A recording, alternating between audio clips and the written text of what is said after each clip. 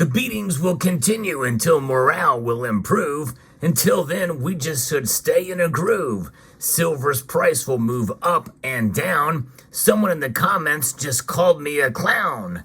So let's explore.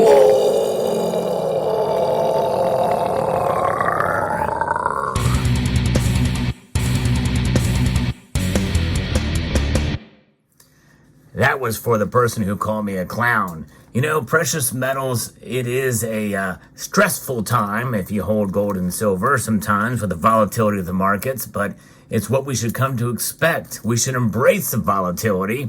And yeah, silver got smacked around a little bit today, but you know what? That's okay. Hey, that rhymes as well. So what's going on in the markets? Well, silver is the one metal that fell today along with platinum and palladium. Gold, though, went up. Gold is actually up slightly, up 0.23%, up $5.40. Mere moments before the markets close, there's where gold's price is. Silver got hit fairly hard today, down 2.3%, down 69 cents to $28.22. Now, even in the bid price, you know, that's a dime cheaper than that, and it's still holding on above $28. To me, that's kind of a victory. That's it's a good thing to see silver hang on, and at least with some support above $28. Gold to silver ratio, though, has increased now to 84.87. So that's kind of the average, is kind of where it has been for a little while here. But it is something. Silver's price, you know, it's been rolled over a bit during the early hours today.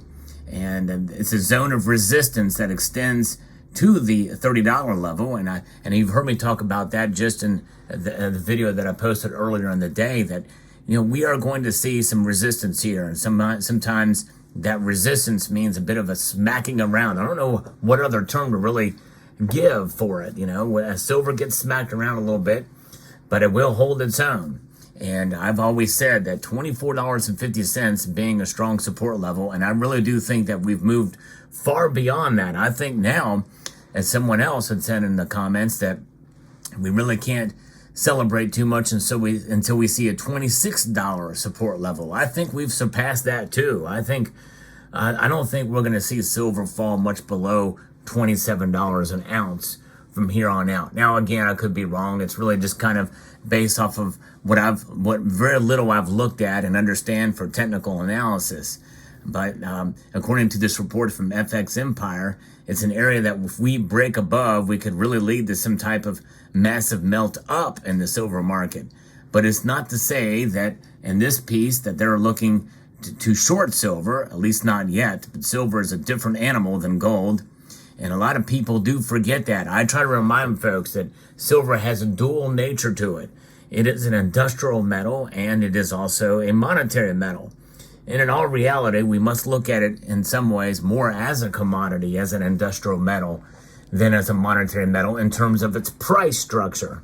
Now, again, you've heard me say time and time again, what is the price? Well, we're measuring it based off of the dollar, the strongest currency out there in the world today, but it is losing value at a rate of 3.5% according to the official numbers, which do not include gas and food, by the way.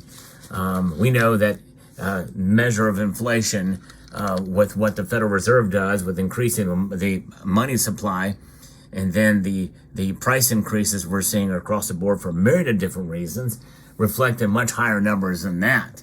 But we know that it's a precious metal. It's more of an industrial metal that we see. If it could be thought of more along the lines of like copper, and you've heard me talk about making that connection too between copper prices and silver prices. In other words, not necessarily so much tracking that ratio per se, but just in the movement of the metals. And when we see silver move along with copper, we know it's being traded mostly as a commodity. And so this analyst here, which I'm not sure if it gives a name, Christopher Lewis, he says that the central banks around the world continue to buy gold, and that's essentially has dragged silver along with it. But sooner or later, you have to look at the economic demand for silver. Whether or not it will pan out remains to be seen. And So in other words, he sees that there very well could be a possibility that we pull back to $26 an ounce, which kind of reinforces my theory that is the support level where we are at now.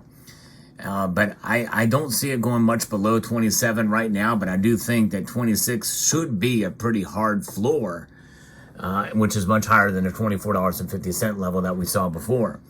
So in this area, if we don't hold, then the uptrend's over. And if we go falling back into the previous consolidation region, the region above is going to be very difficult to continue to see silver go higher. Folks, just like I mentioned in my video, and I'm going to link to that at the end screen here, so stay tuned. You'll see a link to that video show up. But I think we're going to see a lot of resistance at $30. I really do. And I think this is sort of maybe a lesson. It could be suppression. It could be manipulation. In all ways, most commodities are manipulated. But I think that this is something that very well we could see something formulate. And we might have a very tough battle ahead to surpass that $30 level. Because I think once we get there, then it kind of opens up the spigot, so to speak. And then we'll see more flowing of silver's price to the upside. Gold did get up above $2,400 again today. I think there's some resistance there for gold. And I think once gold breaks through and stays above $2,400, then that's going to put pressure on silver to keep rising. Now, another thing we have to think about that I think is putting pressure on silver, platinum, and palladium, but also gold, even though gold has climbed today, is pulled back based off of what Jerome Powell has said, and that we will continue to see interest rates stay right where they are if we don't get inflation under control. He keeps on saying 2% is the target. 2% is the target. And so if that's the case, then it may be a long time before we see an interest rate cut, which means it may not be July. I've predicted that July would happen, and they may do 2. And other analysts are saying, yeah, they're definitely going to do 3. But I don't think many people think it's going to happen in June at this point. In fact, it may not happen. Another commenter says it probably won't happen until September, and will only be done then for political purposes. And that is a very cogent argument, especially what we found out, and I reported on this channel, about the Federal Reserve being political and its agenda being revealed and open for all to see, as much of us have already know what the Federal Reserve has been about and how it's been politicized for a long time. No question about that. And so this is where we're at. Now, the thing about the gold to silver ratio, to determine the relative valuation of gold and silver, some may consider a high ratio as an indicator that silver is undervalued or gold is overvalued, and might buy silver or sell gold accordingly. Now, a low ratio might suggest that gold is undervalued relative to silver. But the thing is when we look at that, and I do talk about the gold to silver ratio a lot, but that's okay. I think that it just means that these metals are starting to kind of separate, and I do think that we will see a narrowing of it in due course. But it just may take a little longer than most people would like. We're celebrating higher prices for silver now, but if you do follow that, you're frustrated because the ratio is still very close to where it was before. But the best thing we can do is just hang out and absorb all this. I get pretty often people say, well, I don't really care much about the price now. I'm just stacking and holding. I think that's a good attitude to have.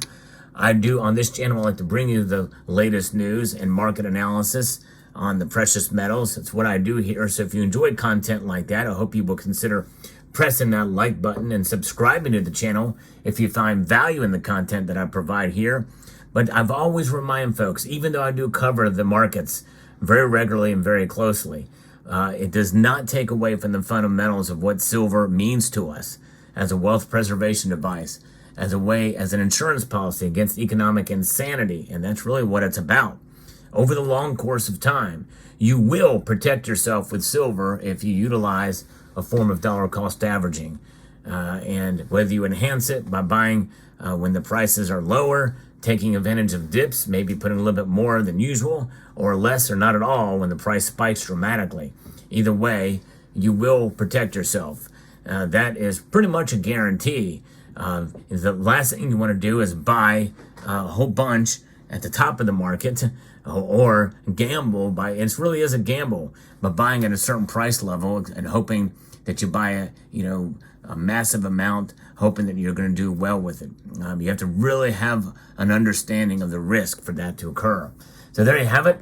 There's your market report for today. Very interesting indeed. You know what? Silver's tough. It can be smacked around a little bit. It'll be fine. It'll be fine, just like a fine wine. So drink up, but drink in moderation. Stack up and stack in moderation. And I want to extend a multitude of gratitude to each and every one of you for taking the time to watch, and to encourage you to please rate, share, comment, and subscribe.